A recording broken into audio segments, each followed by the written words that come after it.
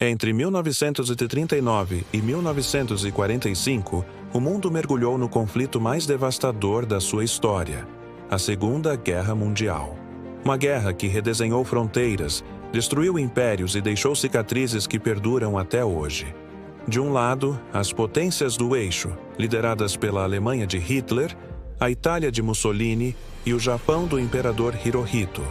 Do outro, os aliados, inicialmente França e Reino Unido, que mais tarde receberiam o reforço crucial da União Soviética de Stalin e dos Estados Unidos de Roosevelt. Mas como chegamos a este ponto? Como a humanidade se permitiu mergulhar novamente num banho de sangue em escala global, apenas 2 décadas após a Guerra para acabar com todas as guerras, para entender a Segunda Guerra Mundial, precisamos voltar ao fim da Primeira. O Tratado de Versalhes, imposto à Alemanha em 1919, foi visto por muitos alemães como uma humilhação nacional. Pesadas reparações de guerra, perda de territórios e a culpa pelo conflito criaram um terreno fértil para o ressentimento. Foi nesse cenário de crise econômica e instabilidade política que ideologias extremistas ganharam força. Na Itália, Benito Mussolini e o seu fascismo ascenderam ao poder.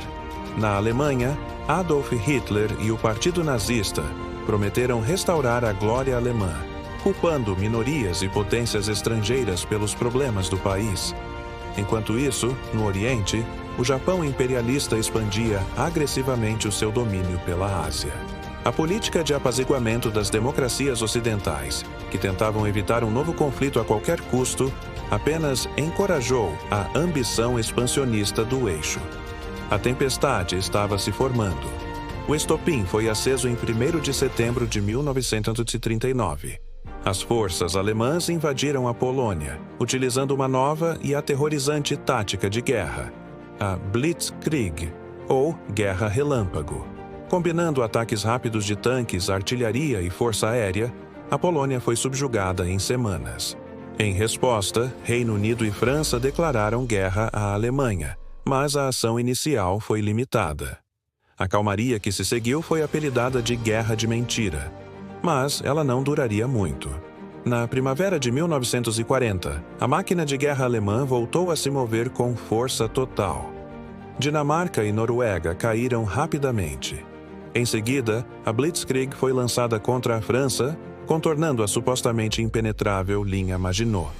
Em junho de 1940, Paris estava ocupada e a França se rendia. A Grã-Bretanha, agora sob a liderança inspiradora de Winston Churchill, estava sozinha na Europa para enfrentar a tirania nazista. Isolada, a Grã-Bretanha preparava-se para o pior. Hitler lançou a Batalha da Grã-Bretanha, uma campanha aérea massiva com o objetivo de destruir a Força Aérea Real e abrir caminho para uma invasão. Durante meses, os céus britânicos foram palco de combates ferozes. Graças à bravura dos seus pilotos, ao uso de tecnologias como o radar e à determinação do povo britânico, a invasão foi evitada. Churchill imortalizou o momento com a frase: "Nunca, no campo do conflito humano, tantos deveram tanto a tão poucos." Frustrado no oeste, Hitler voltou-se para o leste. Em junho de 1941, ele quebrou o pacto de não agressão com Stalin e lançou a Operação Barbarossa, a gigantesca invasão da União Soviética.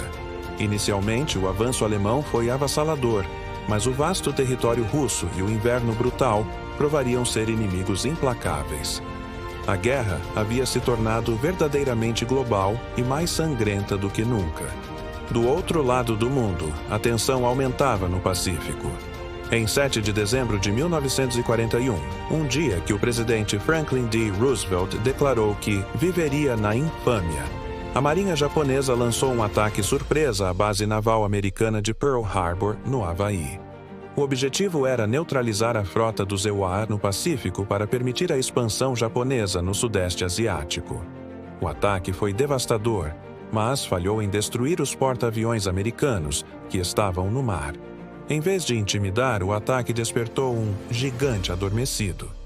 No dia seguinte, os Estados Unidos declararam guerra ao Japão e, em poucos dias, a Alemanha e a Itália declararam guerra aos Yak e Indoá. O conflito agora envolvia todos os continentes. Com o poder industrial e militar americano totalmente mobilizado, a balança da guerra começava a pender a favor dos aliados. Mas o caminho para a vitória ainda seria longo e árduo. Com a entrada dos Estados Unidos e a resistência soviética se fortalecendo, a maré da guerra começou a virar. Na frente oriental, a Batalha de Stalingrado tornou-se um ponto de virada crucial. Após meses de combates brutais, casa por casa, o exército alemão foi cercado e forçado a uma rendição humilhante no início de 1943. Foi a primeira grande derrota terrestre de Hitler. No norte da África, as forças britânicas e americanas derrotaram o Afrika Korps de Rommel. A partir daí, os aliados invadiram a Sicília e depois a Itália continental, levando à queda de Mussolini. A fortaleza Europa de Hitler começava a ruir. Enquanto isso, no Pacífico, os Ikemarchaniltua, após as vitórias em Midway e Guadalcanal, iniciaram uma longa campanha de salto de ilhas, aproximando-se cada vez mais do Japão. O cerco ao eixo estava se fechando por todos os lados. O dia 6 de junho de 1944 ficou conhecido como o Dia D. Sob o comando do general Dwight D. Eisenhower, a maior força de invasão anfíbia da história desembarcou nas praias da Normandia, na França. Foi o início da Operação Overlord, a tão esperada libertação da Europa Ocidental. Apesar das pesadas baixas, os aliados conseguiram estabelecer uma cabeça de ponte e começaram a avançar. Em agosto, Paris foi libertada. Enquanto isso, no leste, o Exército Vermelho avançava implacavelmente em direção a Berlim. Encurralado em seu bunker, com os soviéticos a poucos quarteirões de distância, Adolf Hitler cometeu suicídio em 30 de abril de 1945. Poucos dias depois, em 8 de maio, a Alemanha se rendeu incondicionalmente. A guerra na Europa havia terminado, e multidões celebrarem o dia da vitória. Apesar da vitória na Europa, a guerra continuava no Pacífico. O Japão lutava com uma ferocidade desesperada, e a perspectiva de uma invasão das ilhas principais japonesas previa milhões de baixas de ambos os lados. Diante desse cenário, o novo presidente americano, Harry Truman, tomou uma decisão que mudaria o mundo para sempre. Em 6 de agosto de 1945, um bombardeiro americano lançou uma bomba atômica sobre a cidade de Hiroshima. 3 dias depois, uma segunda bomba foi lançada sobre Nagasaki. A devastação foi sem precedentes. Diante desse poder aniquilador e da declaração de guerra da União Soviética, o imperador Hirohito anunciou a rendição do Japão em 15 de agosto. A Segunda Guerra Mundial estava, finalmente, encerrada. As consequências da guerra foram profundas e duradouras. Cidades inteiras foram reduzidas a escombros e estima-se que mais de 70 milhões de pessoas perderam a vida, a maioria civis. O Holocausto, o genocídio sistemático de 6 milhões de judeus pelos nazistas, revelou uma profundidade de maldade humana até então inimaginável. Para evitar que tais atrocidades se repetissem, as Nações Unidas foram criadas em 1945. O mapa político do mundo foi redesenhado, e o antigo poderio europeu deu lugar a duas novas superpotências com ideologias opostas, os Estados Unidos e a União Soviética. A aliança que derrotou o eixo rapidamente se desfez, dando início à Guerra Fria, um período de tensão global que duraria décadas. Estudar a Segunda Guerra Mundial não é apenas olhar para o passado. É um lembrete crucial das consequências do ódio, da tirania e da guerra, e da importância de lutar continuamente pela paz e pela dignidade humana. Obrigado por assistir a este documentário. A história é a nossa maior professora, e compreender esses eventos é fundamental para construirmos um futuro melhor.